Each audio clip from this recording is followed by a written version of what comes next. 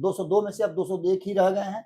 बाकीपुर की सीट खाली है और इस पर किसी कायस्थ को लड़ाया जाएगा। मैंने कहा था कि 36 के 36 हो जाते, लेकिन एक सीट बचा के रखा गया है इसी के लिए। कोई दल आएंगे तो उनको एकोमोडेट किया जाएगा, उसके भी संभावनाएं बड़ी कम नजर आती है। जो सामंजस्य बिठाने की कोशिश की गई है उसमें धानुक को जोड़ा गया है। तो बाकी की जातियां जो हैं वो अलग तरीके से अपने आप को खोज रही हैं। नोरमा ग्रुप, जो सोचता है वो करता है, आपके अपने सपनों का आशियाना। नमस्कार, मैं रितेश, आप देख रहे हैं भारत लाइव और हमारे खास सेगमेंट अंदर की बात में आपका स्वागत है। हमारे साथ अभी बाबा जी है और उनसे जानना चाहेंगे कि क्या बिहार में फिर से सियासी भूचाल आने वाला है? क्या यह किसी बड़े तूफान के आने से पहले की शांति है? क्या सम्राट चौधरी के मंत्रिमंडल विस्तार के बाद जो तस्वीरें सामने आई है वो सिर्फ कुर्सियों का बंटवारा नहीं बल्कि अंदर ही अंदर सुलगता हुआ कुछ असंतोष, कुछ तूफान है? बाबा जी से जानना चाहेंगे कि कुछ बिहार के राजनीतिक गलियारों की कुछ अंदरूनी बातें आप बताएं कि आप क्या सोचते हैं। जो ये मंत्रिमंडल विस्तार हुआ उसके बाद जो तमाम तस्वीरें निकल के सामने आई, कहीं ना कहीं असंतोष की भावना आप देख रहे होंगे। देखिए, इसको दो नजरिए से आप देख सकते हैं। जी जी। पहला तो ये कि जो जनरल परसेप्शन है, आम लोगों की भावनाएं क्या कह रही हैं, जो सरकार में बैठे हुए लोग हैं वो क्या कह रहे हैं, और जो विपक्ष में लोग हैं वो क्या कह रहे हैं। सम्राट चौधरी के मंत्रिमंडल विस्तार, उनके मुख्यमंत्री बनने, नीतीश कुमार के छोड़ने, इन सब पर बड़ी सारी बातें हम कर चुके हैं। लेकिन अब जो बात 7 तारीख को जो घटना घटी ऐतिहासिक गांधी मैदान में, जो 2015 में एक बार हुई थी, उससे पहले भी कई बार हो चुका है। 2015 में जब वहां शपथ ग्रहण समारोह चल रहा था तो भाजपा को छोड़ करके बाकी सभी मंत्री, सभी राज्यों के, गैर भाजपाई राज्यों के लोग वहां मौजूद थे, और सारा विपक्ष जो 2014 में भारतीय जनता पार्टी सत्ता में आई थी उसके विरुद्ध जितने भी लोग थे वो सभी लोग उस मंच पे मौजूद थे। नीतीश कुमार उसका नेतृत्व कर रहे थे।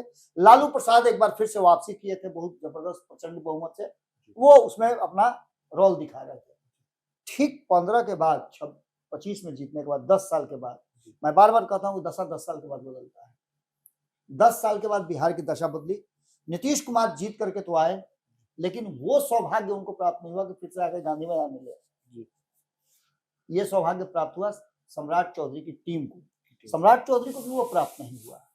सम्राट चौधरी भी जब मुख्यमंत्री बने तो उनको जाकर के राजभवन में, लोक भवन में ही जाकर के उनको लेना पड़ा। लेकिन ऐतिहासिक गांधी मैदान में जब इतिहास रचा गया और 35 दिन पहले थे, 33 लोगों को 32 लोगों को और जब मंत्रिमंडल का शपथ दिलाया गया तो उसमें भारतीय जनता पार्टी, एनडीए गठबंधन, जदयू हो या चिराग पासवान की पार्टी हो, रामविलास, या फिर जो अन्य पार्टियां हैं, हिंदुस्तानी अवाम पार्टी, आरएलएम, ये सब मिल करके जो बैठे और जो सामंजस्य बिठाया गया, उसमें आप एक बात समझिएगा, जीतन राम मांझी अपने बेटा को ही देंगे तो क्लियर था कि वो दलित ही होगा। दूसरी तरफ उपेंद्र कुशवाहा की बात करें तो उनका बेटा होगा, कुशवाहा होगा, ये भी क्लियर था, कोई समाज से ही होगा। बाकी के लोगों में सामंजस्य बिठाना था। जैसे 32 लोगों में अब 30 लोग बच गए और उस 30 लोगों में सामंजस्य बिठाना था। सबसे बढ़िया सामंजस्य बिठाया सम्राट चौधरी, माफ कीजिएगा, चिराग पासवान ने। चिराग पासवान ने क्या किया कि चिराग पासवान जैसे ही मंत्रिमंडल का उनके पास आया कि 2 मंत्री आपको चाहिए, उन्होंने अपने पुराने लोगों को कंटिन्यू किया। तो जहां एक तरफ चिराग पासवान ने अपने पुराने लोगों को ला करके एक सवर्ण और एक दलित को मंत्री बनाया, वहीं अब सबसे बड़ी जिम्मेवारी बन गई थी ये 2 दलों की। 2 बड़े दल है, भारतीय जनता पार्टी और जनता दल यूनाइटेड, इनकी बन गई थी जिम्मेवारी, ये कैसे जातीय समीकरण को साधते हैं। नीतीश कुमार ने जब 2023 में जातीय जनगणना करा करके उसको सार्वजनिक कराया था, उसके बाद से अब जातियों का समूह बढ़ने लगा है और जाति के समूह चाहते हैं कि उनका प्रतिनिधित्व सरकार में भी हो, हर जगह उनका प्रतिनिधित्व हो, और इसको लेकर के वो अब अपने आप को खोज रहे हैं। इस नए समीकरण के तहत जो सरकार का गठन हुआ है उसमें सवर्णों को अच्छा खासा नेतृत्व मिला है, 10 सवर्णों को मंत्री बनाया गया है। इसके अलावा अगर बात करें तो राजपूत 4 हैं, भूमिहार 3 हैं, ब्राह्मण 2 हैं और कायस्थ में अभी तक मंत्री नहीं बनाया गया, जिसकी चर्चा मैंने किया भी था। नितिन नवीन के राज्यसभा जाने के बाद और यहाँ बिहार से इस्तीफा देने के बाद कायस्थ वाला जो कॉलम है वो खाली है, एक सीट भी खाली है। 202 में से अब 201 ही रह गए हैं, बाकी पूरी की सीट खाली है और इस पर किसी कायस्थ को लड़ाया जाएगा। मैंने कहा था कि 36 के 36 हो जाते, लेकिन एक सीट बचा के रखा गया है इसी के लिए। एक संभावना बन रही थी कि कोई दल आएंगे तो उनको एकोमोडेट किया जाएगा, उसकी भी संभावनाएं बड़ी कम नजर आती है। अब विशेष परिस्थिति में ही किसी और को आने जाने का या फिर सरकार का स्वरूप बदलेगा तो यह उम्मीद की जा सकती है कि और बाकी होगा। लेकिन सबसे ज्यादा तकलीफ जो है, दर्द जो है, वो अति पिछड़ा समाज को है।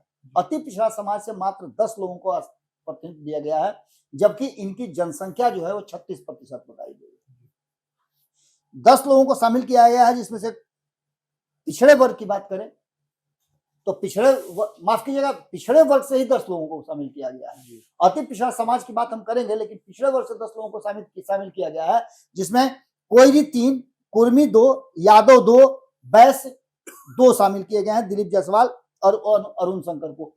अब इसमें से आप समझ लीजिए कि जो कैलकुलेशन किया गया है, उस कैलकुलेशन में 27% को 10 दिया गया है, वहीं अति पिछड़ा को 7-8 लोगों को शामिल किया गया है।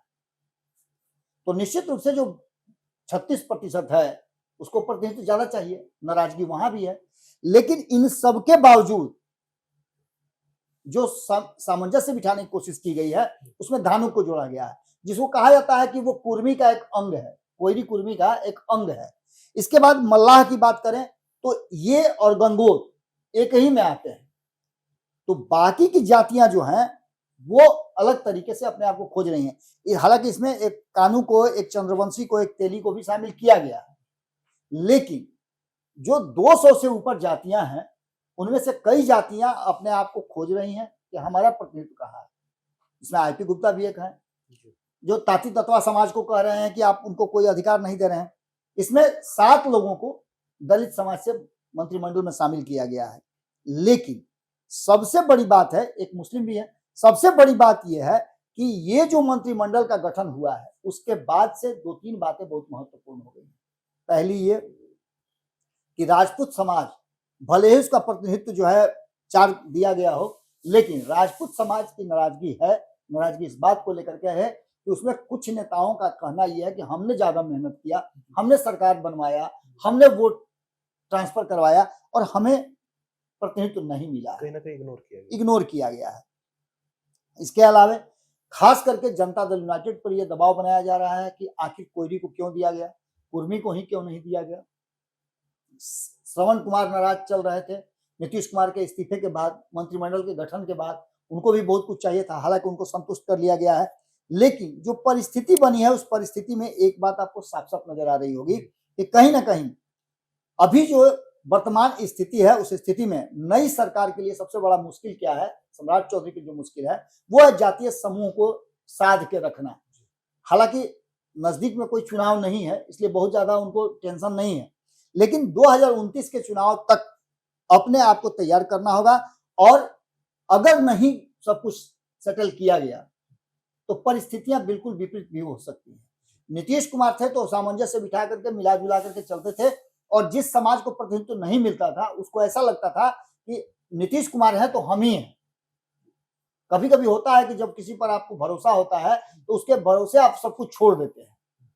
जैसे भगवान की बात आप कर लीजिए, आप अगर भगवान को मानते हैं तो आप भगवान के भरोसे सब कुछ छोड़ देते हैं। उसी तरह से नीतीश कुमार ने पिछले 20 साल में जो अपना एक पहचान बनाया है, उस पहचान में किसी भी जाति के लोग अपना नेता उनको मानते थे, चाहे सवर्ण हो, दलित हो, मुस्लिम हो, कोई भी। क्योंकि भारतीय जनता पार्टी के साथ नीतीश कुमार यदि हैं और उसके बाद मुस्लिम उनको वोट कर रहा है, सपोर्ट कर रहा है, तो इसका मतलब है कि उसका भरोसा नीतीश कुमार पर है। अति पिछड़ा समाज लगातार एनडीए को वोट करता रहा है जब नीतीश कुमार वहां रहे हैं। वही वोट शिफ्ट होकर के लालू प्रसाद की तरफ चला गया है जब लालू प्रसाद के साथ चले जाते हैं। नीतीश कुमार में वोट शिफ्ट कराने की क्षमता रही है, वो क्षमता सम्राट चौधरी में है कि नहीं है ये आजमाना अभी बाकी रह गया है। क्योंकि ये पहला मौका होगा जब सम्राट चौधरी या भारतीय जनता पार्टी बिना नीतीश के अपने दम पर चुनाव लड़ेगी। क्योंकि 2029 और 30 के चुनाव तक नीतीश कुमार, चूंकि उनके पास एक ही संवैधानिक पद बच गया है, वो है राज्यसभा के मेंबर के रूप में। आगे उनको क्या जिम्मेदारी दी जाती है, क्या रोल तय किया जाता है, ये अलग बात है। लेकिन नीतीश कुमार के बिना अगर बिहार में चुनाव होगा तो उस चुनाव में इंपैक्ट कितना डालती है भारतीय जनता पार्टी, और कैसे जातीय समूह को साथ करके आगे लेकर के चलते हैं सम्राट चौधरी, उनके लिए एक बड़ा टेढ़ा खीर है। ऐसी स्थिति में एक बात तो तय मान के चलिए कि जो वर्तमान स्थिति बनी है और जो सामाजिक समीकरण है, उस समीकरण को साधने के लिए भारतीय जनता पार्टी को अभी भी बहुत सारी चीजें करनी है और नए समीकरण का जोड़ घटाव भी शुरू हो चुका है। आपको पता है कि उसकाने के लिए विपक्ष तैयार है। बार बार विपक्ष ये कह रहा है कि इस समाज को नहीं दिया गया, उस समाज को नहीं दिया गया। तेजस्वी यादव की बात कर लीजिए या विपक्ष में किसी भी नेता की बात कर लीजिए, वो बार बार ये उन जातियों को उस्काने का काम कर रहा है, उन जातियों को पुशअप कर रहा है जो जाति मंत्रिमंडल में अपना प्रतिनिधित्व नहीं पाई है। खास करके अगर सवर्णों की बात करें तो ब्राह्मणों को 2 तो दिया गया है, लेकिन इसके बाद भी वो और अधिक चाह रहे थे। खासकर राजपूत समाज की बात मैंने बता दिया, कायस्थों को मिला ही नहीं है। कायस्थ तो भारतीय जनता पार्टी ही देती थी। अब जो है भूमिहार समाज, चूंकि एग्रेसिव समाज है और ये समाज अपना प्रतिनिधित्व और अपने नेता को ऊंचे ऊपर की कुर्सी पर देखना चाहता था। विजय सिन्हा के साथ जो कुछ भी हुआ है, मंत्रिमंडल में जो स्थान उनको दिया गया है, हालांकि सब कुछ ठीक ठाक कहने की बात की जा रही है, लेकिन विजय सिन्हा के कारण भूमिहार समाज में नाराजगी है, इससे आप इनकार नहीं कर सकते हैं। ऐसी स्थिति में कहीं ना कहीं ये जोड़ घटाव का जो सिलसिला है उस समीकरण को बदल दे तो कोई अतिशयोक्ति नहीं होगी। एक बात तो निश्चित रूप से सम्राट चौधरी को भी गिरह बांध करके रखना पड़ेगा कि वो कांटों के ताज पहन करके बैठे हुए हैं और उनको कहीं ना कहीं नुकीले रास्ते पर चलना है, जहां ऊपर से भी कांटा गड़ना है और नीचे से भी गड़ना है। कैसे वो अपने आप को सेटल करके रखते हैं, ये देखना बड़ा दिलचस्प होगा। भारतीय जनता पार्टी की चुनौती बड़ी है, क्योंकि नीतीश के बिना अब बिहार में भारतीय जनता पार्टी को शासन चलाना है। देखिए, जातीय समीकरण को साधने का कोशिश तो भरसक किए थे सम्राट जी, लेकिन कहीं ना कहीं सफल हुए तो कहीं ना कहीं चूक भी हुई। बिल्कुल। अब एक क्वेश्चन है आपसे बाबा जी कि क्या नीतीश कुमार का कमबैक हो सकता है? क्या कभी भी पासा पलट सकता है? देखिए, नीतीश कुमार हमेशा से काफी मजबूत रहे और राजनीतिक रूप से उनकी सक्रियता आपको पता है किस तरह की रही है। तो एक बात तो तय मान के चलिए कि नीतीश कुमार किसी भी समय कभी भी अपने आप को बूस्ट कर सकते हैं। नीतीश कुमार की जो आपने कहा कि नीतीश कुमार की जो स्थिति है, उस स्थिति में नीतीश कुमार हमेशा से, मैंने आपको बताया था 2 दिन पहले भी मैंने बताया था और फिर मैंने कल भी आपको बताया था कि नीतीश कुमार जब तक उनका ब्रेन काम कर रहा है, शरीर की बात मैं नहीं कर रहा हूँ, जब तक ब्रेन काम कर रहा है तब तक नीतीश कुमार बिहार की राजनीति में किसी भी नेता पर भारी पड़ेंगे। और अगर उनको किसी भी रास्ते से अगर लालू प्रसाद का थोड़ा साथ मिल जाता है तो आप समझ सकते हैं सोने पे सुहागा होगा। जो परिस्थितियां बनी है वो इस बात की तरफ इशारा करती है कि होना कुछ नहीं है, लेकिन कयासों के बाजार में जो बातें चल रही हैं, जो गुप्त मीटिंग चल रहे हैं, उसको देख करके, सुन करके और समझने की कोशिश कीजिएगा तो आपको लगता है कि अभी भी बिहार में बहुत कुछ होना बाकी है। तो हमने बाबा जी से अंदर की बात जानी, आपको कैसा लगा कमेंट सेक्शन में अपनी राय जरूर बताइएगा। हमारे चैनल भारत लाइव को सब्सक्राइब करके घंटा वाला आइकन भी जरूर दबा दीजिएगा। धन्यवाद। आपके सपनों को हमने सजाया है, ई होम्स पैनोरामा को हमने बनाया है। ई होम्स मेरा एक सपना था जिसपे मैं पिछले 4 साल से काम कर रहा था। हमने जो बनाया है वो सबने है माना। ई होम्स पैनोरामा में हो आपका भी आशियाना। और फाइनली हमने 2021 में इस प्रोजेक्ट को लॉन्च किया। बहुत लोग अप्रिशिएट कर रहे हैं कि पूर्णिया जैसे शहर में, बिहार के, एक तो बिहार की बात करें उसमें भी पूर्णिया जैसे छोटे जगह में इस तरह का लाइफस्टाइल देना, ये सुन के हम लोगों को बहुत अच्छा लगता है। ई होम्स में हमने कुछ और भी किया है, जैसे हम जिस जगह में रह रहे हैं हमारे फैमिली सिक्योर हो, उनको सिक्योरिटी का ध्यान में रखा है। आपकी सुविधा और सुरक्षा आपके लिए खास है, ये आपका विश्वास है। इसमें आर्टिफिशियल इंटेलिजेंस का 7 लेयर सिक्योरिटी का हमने इस्तेमाल किया है। लस ग्रीन कैंपस को बनाया है। यदि हमारा बाउंड्री वाल है तो वो वर्टिकल गार्डन है। ये जितनी भी फैसिलिटी होता है एक इंटरनेशनल टाउनशिप में, ई होम्स है, ये हम लोग विश्वास नहीं कर पा रहे हैं। जो भी हमारे मित्र, दोस्त या जो भी हमारे बाहर के बाहर आते हैं तो हम लोगों को बहुत अच्छा सुनने को मिलता है और बहुत अच्छा क्रेडिट मिल रहा है। वो सारा हमने सिर्फ एक बिल्डिंग नहीं बनाया, हमें एक बहुत अच्छा लाइफस्टाइल दिया ई होम्स में, और मेरा एक सपना था जिसको मैं आज फुलफिल होते हुए देख रहा हूँ। ये आपका आवास है। ई होम्स पैनोरामा में अब आपका निवास है। E Homes Panorama, luxurious lifestyle redefined. Panorama group, जो सोचता है वो करता है। अगर ये वीडियो पसंद आई और वह बिहार के राजनीति और बिहारियत से सरोकार रखेनी तो सब्सक्राइब बटन दबा के चैनल के सब्सक्राइब कर ली। ओजे एगो घंटी बा, ओकरा बटन दबा देला से कुल सटीक और मारक खबर रुआ मुफ्त में मिल जाई। अगर रुआ पत्रकारिता के हमनी के नया प्रयोग में सहयोग कर चाहतानी तो ज्वाइन बटन दबा दी। पेटीएम नंबर नोट कर ली 9386816700।